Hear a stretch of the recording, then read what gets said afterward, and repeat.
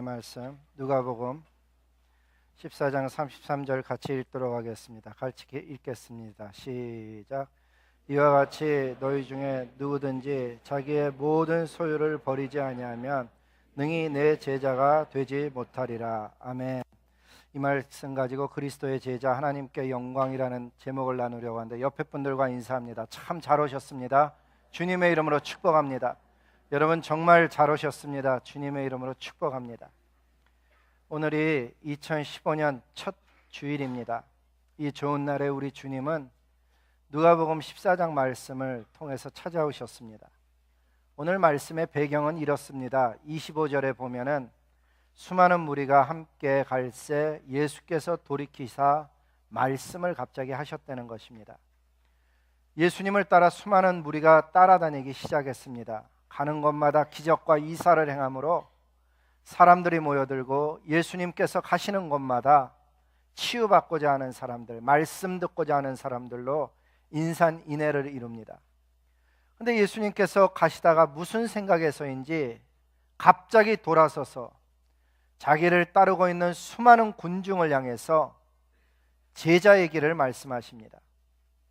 이 제자도를 말씀하시는 주님의 억양은 듣고 있는 사람을 설득시키려는 열의나 조금도 적극적인 의도는 보이지 않습니다. 그저 들을 수 있는 귀 가진 자를 향해서 말씀하고 계시는 것입니다. 내용은 이렇습니다.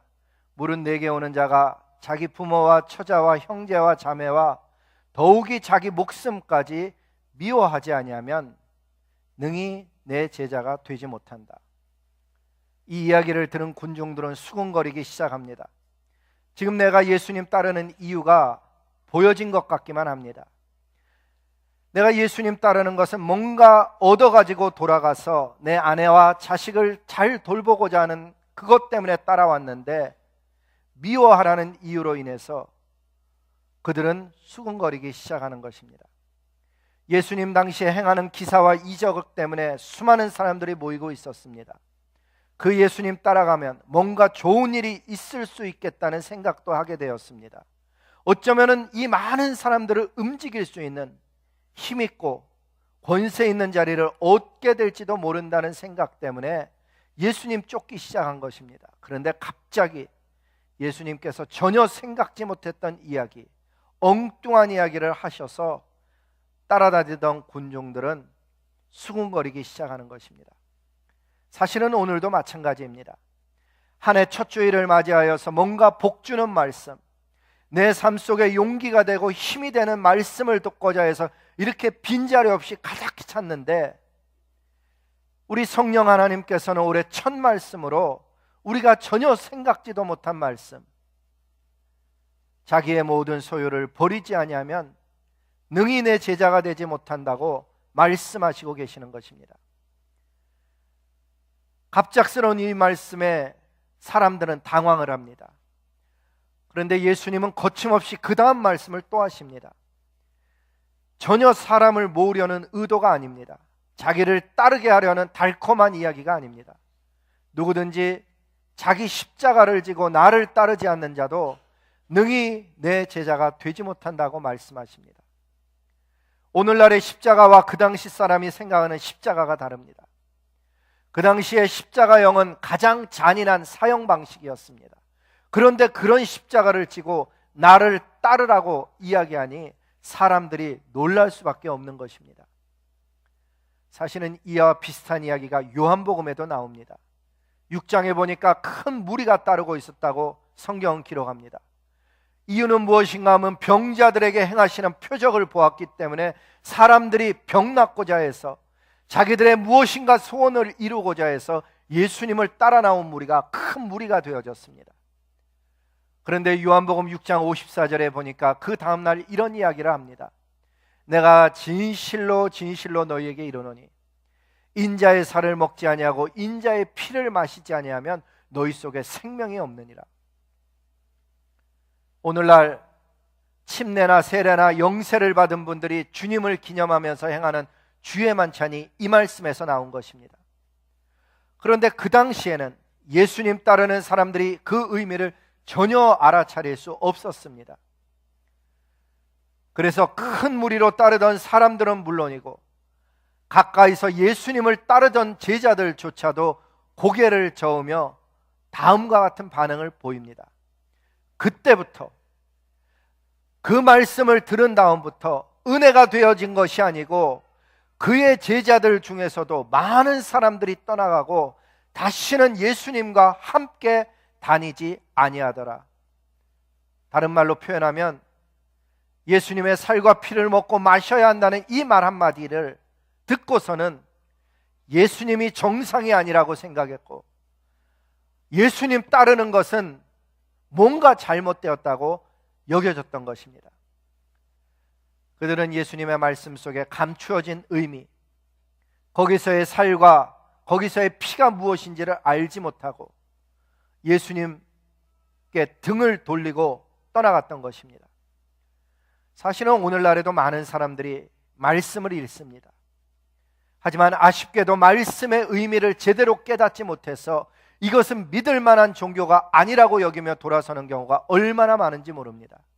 오늘 말씀도 바로 그런 말씀 중에 하나입니다. 아니, 어떻게 자식을 미워하란 얘기냐? 어떻게 부모를 미워하란 얘기냐? 어떻게 모든 것을 버리고 그렇게 떠나란 말이냐? 오늘날에도 수많은 사람들이 이 말씀의 의미를 잘못 알아서 등을 돌릴 수 있다는 사실입니다.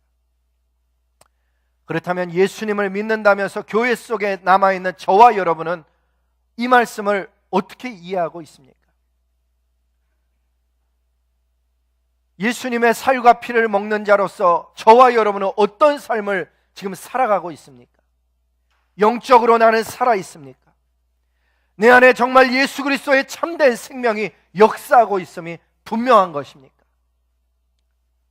오늘 나누는 이 내용은 한 해를 시작하면서 기초가 되는 것이요 반석이 되는 것입니다. 누구든지 예수님을 따라 나서는 자들이라면 처음부터 분명히 알고 나서야 되는 그런 내용이라 하는 것입니다. 예수님이 많은 사람들이 몰려드니까 이 말씀을 하신 것입니다. 너희들 물고기처럼 그냥 의미도 모르는 채 몰려다니지 마라. 나를 따라 나서려면 치루어야 할 대가가 있고 나를 믿는다는 것이 어떤 것인지를 분명히 알고 따라 나서라고 주님은 군중들에게 이야기한 것입니다. 예수님 사랑하고 십자가와 부활과 재림을 믿고 이렇게 예배자가 된 성도 여러분, 저와 여러분들은 지금 이 세상에 재미삼아 소풍 나온 그런 삶을 살아가는 것이 아니라는 것을 우리가 알아야 합니다. 저와 여러분은 하나님 나라를 들어가느냐 못 들어가느냐의 영적인 전투 앞에 놓여있는 인생이라 하는 것입니다. 그래서 영적으로 잠들면은 아니 되는 것입니다. 살아있는 물고기만이 새 속의 물결을 거슬러 하나님을 향해 올라갈 수 있는 것입니다. 저와 여러분의 영이 살아야만, 성령의 그 은혜를 입어야만 생명의 길을 걸어갈 수 있다는 것입니다. 그래서 예수님을 따르는 제자가 되려면 무엇보다도 예수님 믿고 구원받아야 합니다. 예수님 믿다 보면 이런 질문 많이 받습니다. 목사님, 어떻게 하면 구원받을 수 있습니까? 그러면 이런 답을 하죠. 주 예수님을 믿으십시오. 그러면 당신은 물론이고 당신의 가정이 구원을 받을 것입니다. 이 답은 제가 만든 것이 아니고 사도 바울과 실라가 감옥에 갇혔을 때 간수가 물어본 질문에 대해서 내가 어떻게 하여야 구원을 얻으리까? 거기에 대해서 답했던 내용입니다. 주 예수를 믿으라. 그리하면 너와 내 집이 구원을 얻으리라. 한 가지 주의할 것은 아빠가 믿는다고 아빠의 믿음으로 온 가족이 구원받는다는 의미가 아니고 가정 속에서 엄마 혹은 아빠가 믿음으로 인하여서 온 가족이 생명의 복음을 접하고 그 생명의 복음은 반드시 열매를 맺어서 자녀들도 그 손자와 손녀들도 결국에는 하나님에 대해서 듣게 될 것이고 하나님께서 은혜 주셔서 믿게 될 것임을 말하고 있다 하는 것입니다. 근데 약간 다른 종류의 질문이 있습니다. 어떻게 하면 구원받을 수 있습니까가 아니고 어떻게 하면 예수님을 믿을 수 있습니까? 이 질문은 앞의 질문과 좀 다른 것입니다. 사람의 지식이나 기술이나 방법으로는 예수님을 믿게 할 수 있는 길은 존재하지 않습니다. 아무리 좋은 대학, 유명한 대학에서 박사학위를 두세 개 받았다 할지라도 초등학생이 깨닫고 감사하는 간단한 믿음의 내용, 예수님은 하나님의 아들이시다, 이 내용조차도 받아들일 수 없는 것입니다. 예수님을 믿게 되는 사건은 오직 성령 하나님의 도우심에 의존한다 하는 것입니다. 성령 하나님만이 저와 여러분의 마음을 하나님께로 인도하실 수 있고, 그 성령 하나님이 은혜를 주셔야 내 마음속에 죄악이 깨달아지고 하나님의 아들 예수 그리스도 앞에 무릎 꿇는 역사가 일어난다 하는 것입니다. 그래서 저와 여러분은 예수님 앞에 나오면 가장 먼저 해야 되는 것이 믿음 달라고 여호와 하나님 앞에 은혜를 구해야 되는 것입니다. 하나님, 제가 죄인임을 알게 하여 주시옵소서. 제가 회개할 수 있게 도와주시옵소서. 그리하여 죄 용서함을 받게 하여 주시옵소서.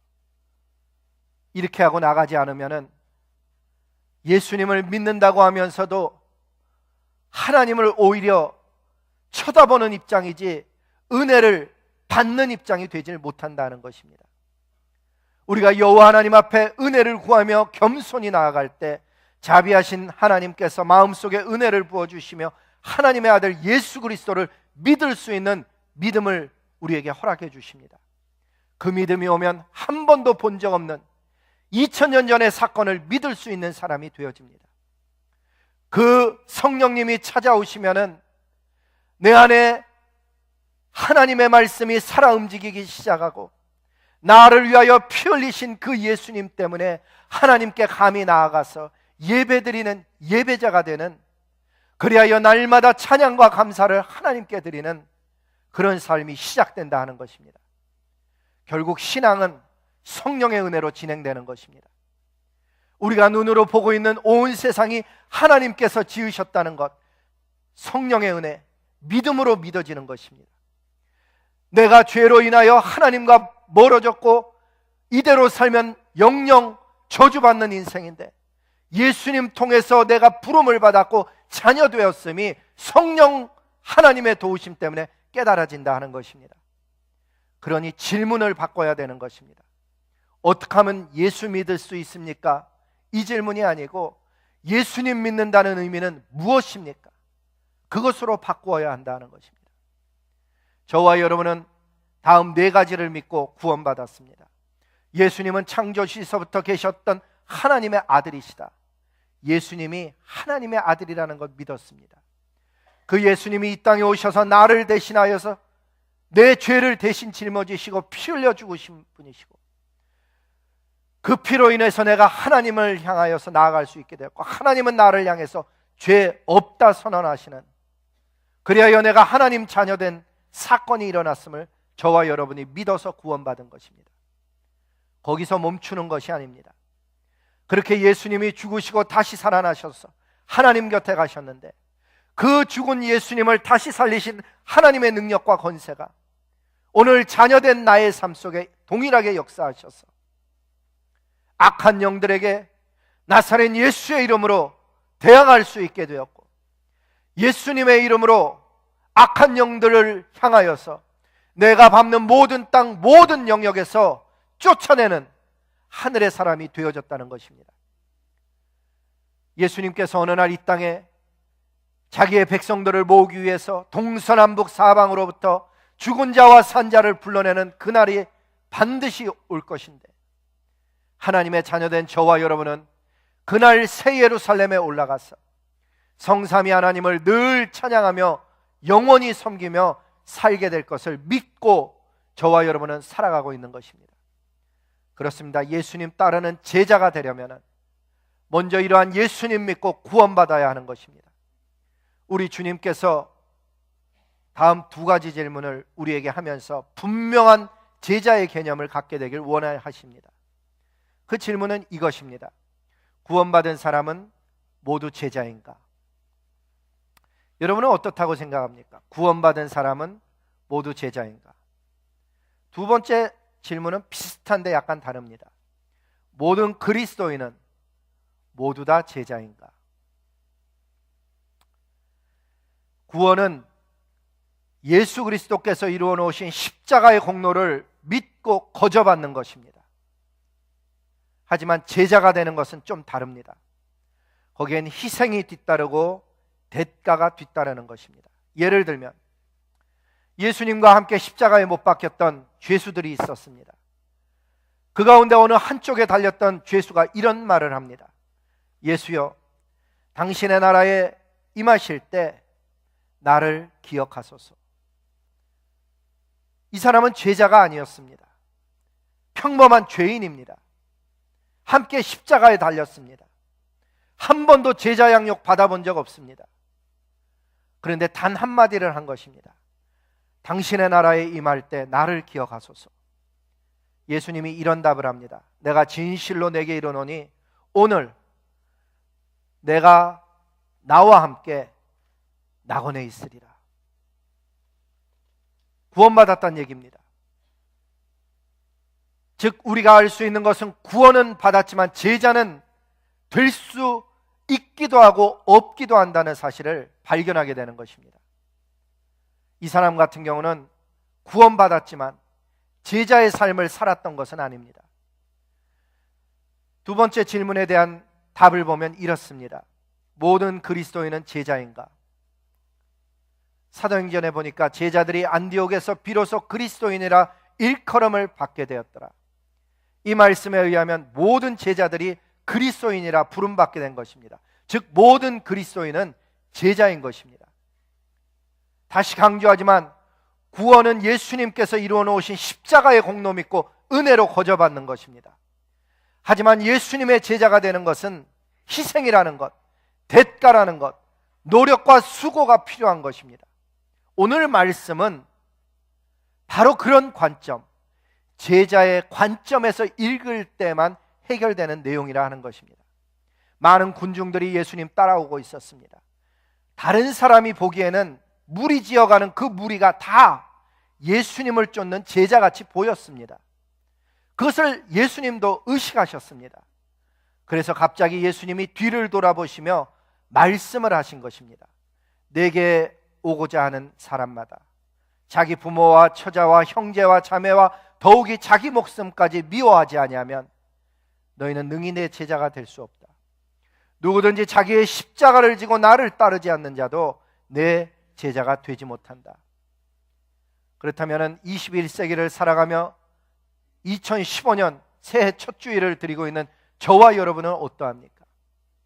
우리의 정체는 무엇입니까? 군중입니까?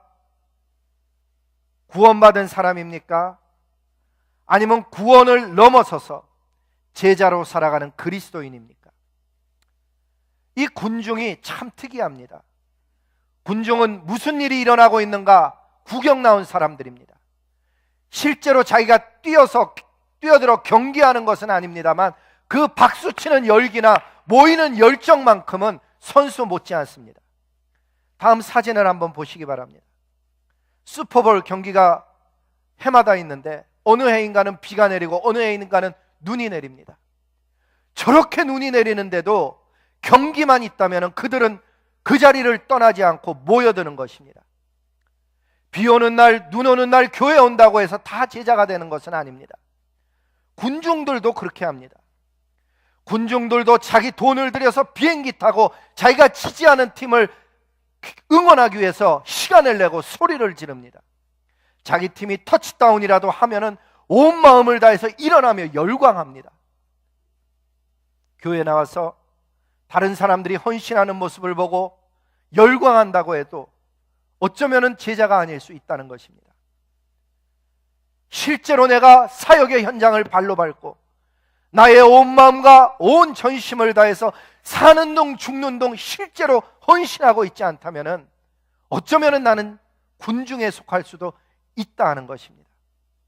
사역의 결과를 보고 열광을 하고 일어나 박수를 치지만 어쩌면은 내가 군중에 속할 수 있다는 것입니다. 그뿐만 아닙니다. 군중 중에서는 뛰고 있는 선수의 전적을 그 사람이 몇 년도에 선수가 되었고 전적이 어떻고 승부율이 어떻고 다 꿰뚫어 암기하는 그런 군중이 수두룩합니다. 마찬가지입니다. 우리 가운데서도 술만 드시면 성령 대신에 담배에 불 붙여가면서 주변 교회 목회자의 이야기가 어떻게 돌아가고 있는지, 선교가 무엇이 문제인지, 교회는 요새 어떤 문제를 안고 있는지 꿰뚫어 이야기하시는 대부분의 분들이 이 군중에 해당될 수 있다는 것입니다.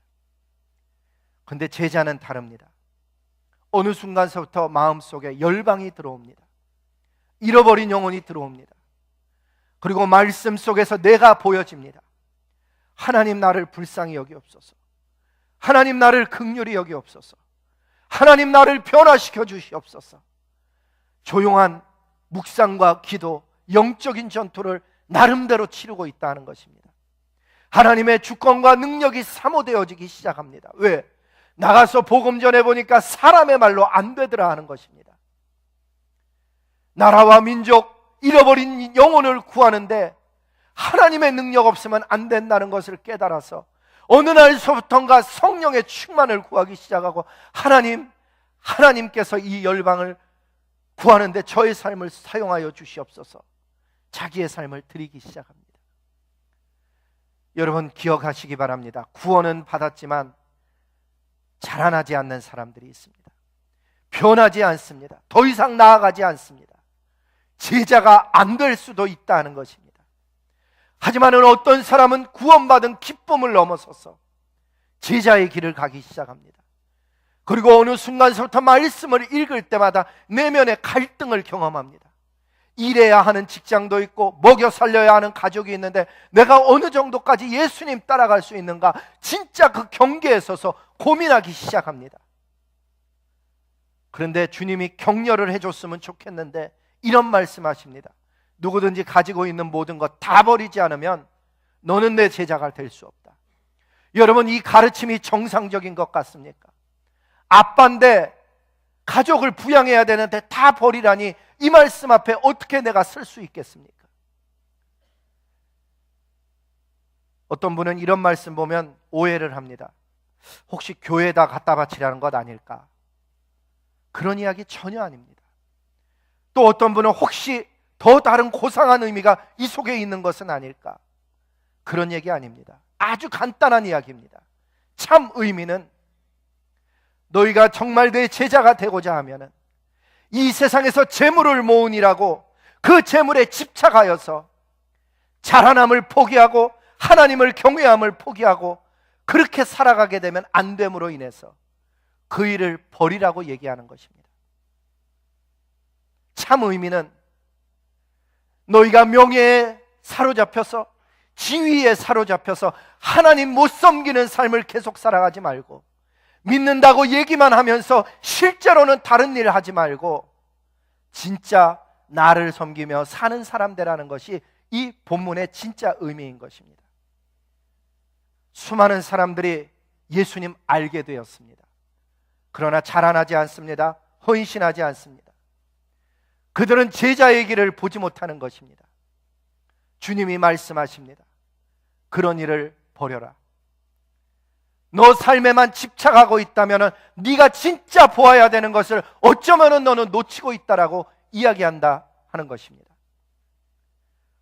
우리의 믿음의 선배들 가운데서는 그것을 깨달아서 어느 날 자기의 가진 모든 것을 내려놓고 편안함, 기득권, 지위 다 내려놓고 예수님 손 붙잡고 떠난 분들이 있었습니다. 그렇게 예수님의 손 붙잡고 열방 가운데서 살다가 간 수많은 믿음의 선배들이 히브리서에 나오는 것처럼 우리를 지금 응원하고 있는 것입니다. 여러분, 이 시대가 듣고 싶어하는 메시지는 분명합니다. 더 잘 살기, 더 멋진 것을 구해서 더 멋진 삶을 세상 가운데 드러내기를 원합니다. 그런데 성경은 그렇게 얘기하지 않습니다. 너는 먼저 그 나라와 그 의를 구하라고, 하나님의 나라를 구하는 사람들하고 가르쳐 주십니다. 오늘 이 새해 주님이 그것 때문에 우리에게 이 말씀하고 계시는 것입니다. 2015년을 살면서 너희는 진짜 나의 제자처럼 살아낼 수 있겠느냐? 많은 사람들이 가족을 미워하라 그러는 말씀 때문에 떠납니다. 그런데 이것은 우선순위에 관한 이야기입니다. 가족 사랑하는 것 때문에 하나님 못 섬기지 말고 그 가족을 주신 하나님 섬기며 살라고 이야기하는 것입니다. 학업 하나님이 주신 것입니다. 그런데 그 학업을 자랑이라고 하나님을 버리는 경우가 있습니다. 연구 하나님이 주신 것입니다. 그런데 그 연구 자랑이라고 하나님을 섬기지 않습니다. 직장 하나님이 주신 것입니다. 그런데 그 직장 일에 내 온 시간과 정열을 뺏기니라고 하나님 섬기기를 버리기 때문에 하나님이 그 말씀하고 계시는 것입니다.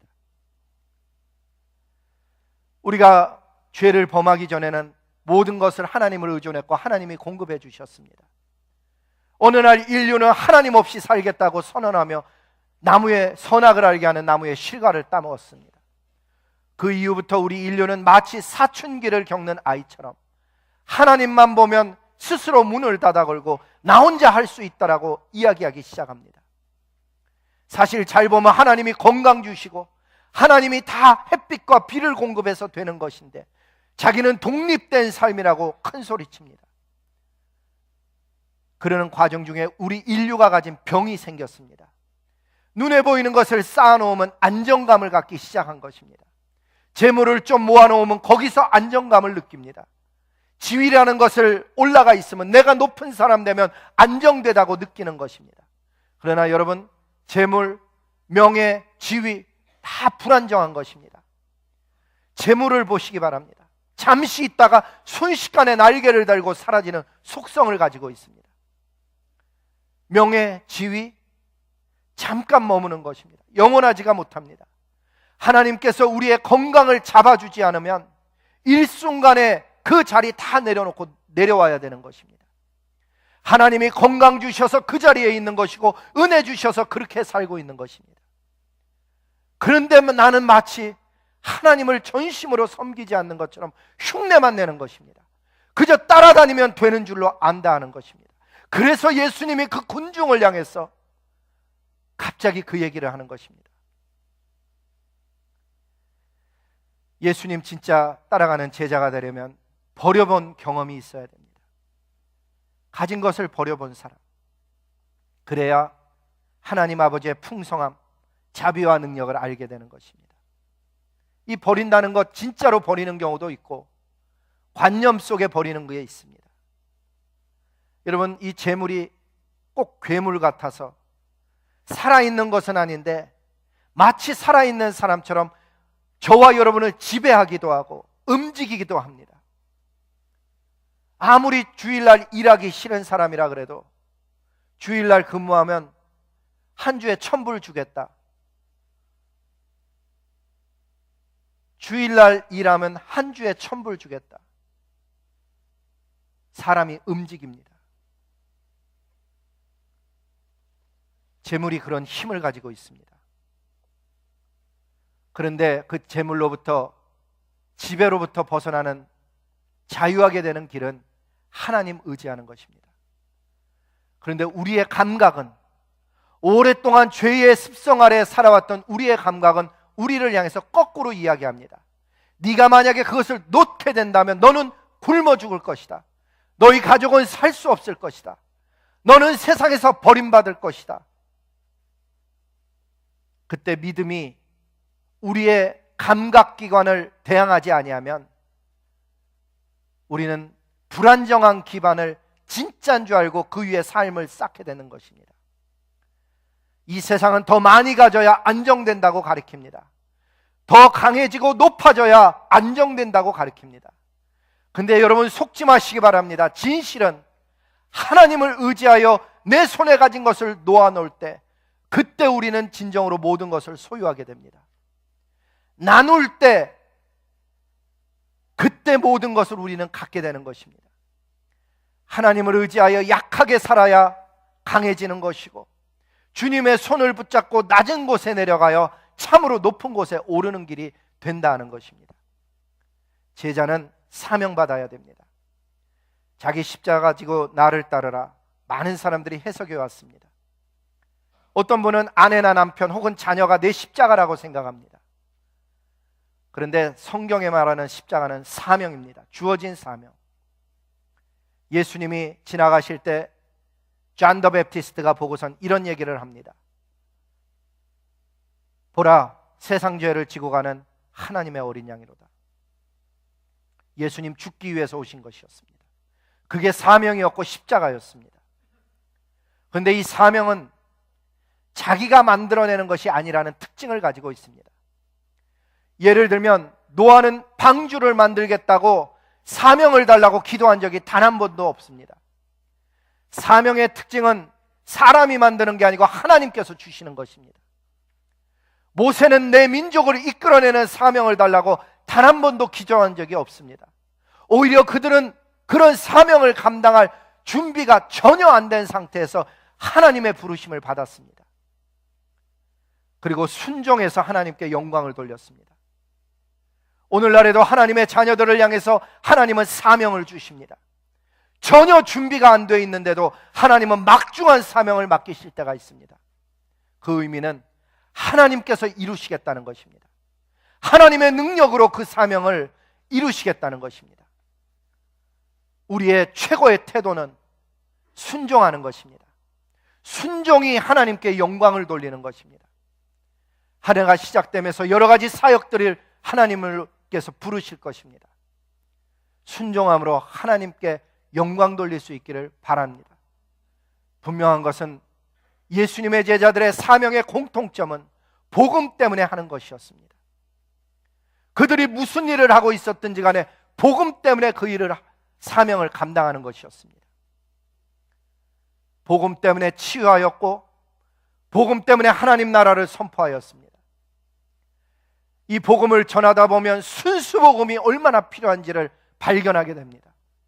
예수님의 피 묻은 복음만이 능력임을 깨닫게 되는 것입니다. 복음 전하다 보면 하늘의 능력이 필요함을 발견하게 됩니다. 성령의 역사가 일어나는 곳마다 하나님의 영광이 드러났기 때문입니다. 그런 제자가 다 되기를 소원하는 것입니다. 마지막은 제자는 아무리 눈에 안 보여도 사역을 포기하지 않는 게 진짜 제자입니다. 여러분, 우리에게 예수님 전해줬던 예수님의 제자 언더우드 선교사의 기도를 한번 들어보시기 바랍니다. 그 내용을 차분히 마음속으로 한번 들어보시기 바랍니다. 이 기도한 내용이 마치 우리에게 이야기하는 것 같습니다. 소리를 좀 높여주시기 바랍니다.